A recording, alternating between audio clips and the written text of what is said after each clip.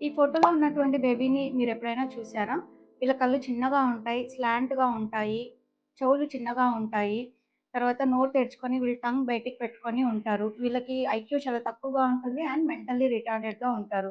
వీళ్ళని మనం down syndrome babies అంటాము. అయితే ఈ డౌన్ సిండ్రోమ్ అనేది క్రోమోజోమల్ డిజార్డర్. నార్మల్ హ్యూమన్ బీయింగ్‌లో 46 క్రోమోజోమ్స్ ఉన్నట్టయితే, ఈ డౌన్ సిండ్రోమ్ బేబీస్‌లో 47 క్రోమోజోమ్స్ ఉంటాయి. అంటే వీళ్ళకు 21st క్రోమోజోమ్ ఒకటి ఎక్స్‌ట్రాగా ఉంటుంది. మరి ప్రెగ్నెన్సీలోనే మీకు పుట్టబోయే బేబీకి ఇటువంటి సిండ్రోమ్ ఛాన్సెస్ వచ్చే అవకాశం ఏమైనా ఉందా అని మనం ముందుగానే తెలుసుకోవచ్చు. అది ఎలా అంటే 11-14 వీక్స్ మధ్యలో మనం ఎన్‌టీ స్కాన్‌తో పాటు డబుల్ మార్కర్ అనే బయోకెమికల్ టెస్ట్ చేస్తాం. ఇది బ్లడ్ టెస్ట్.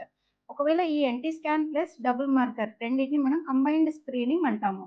దీంట్లో లో రిస్క్ అని వచ్చినట్టయితే మీ బేబీకి 99% డౌన్ సిండ్రోమ్ రిస్క్ అనేది లేనట్టే. సపోజ్ ఇంటర్మీడియేట్ రిస్క్ అని వస్తే ఫర్దర్‌గా ఎన్ఐపీటీ అనే బ్లడ్ టెస్ట్ చేయించుకోవాల్సి ఉంటుంది. ఇన్ కేస్ హై రిస్క్ గనుక వచ్చినట్టయితే ఆమ్నియోసెంటసిస్ అంటే తల్లి గర్భంలో సూదేసి ఉమ్నీరు తీసి మనం అది టెస్ట్‌కి పంపిస్తాము. ఆ రిపోర్ట్‌ని బట్టి డెసిషన్ తీసుకోవాల్సి ఉంటుంది. సో, 11-14 వీక్స్ మధ్యలో ప్రతి ప్రెగ్నెంట్ వుమెన్ కూడా NT scan plus double marker అనే టెస్ట్ ఖచ్చితంగా చేయించుకోవాలి. Thank you.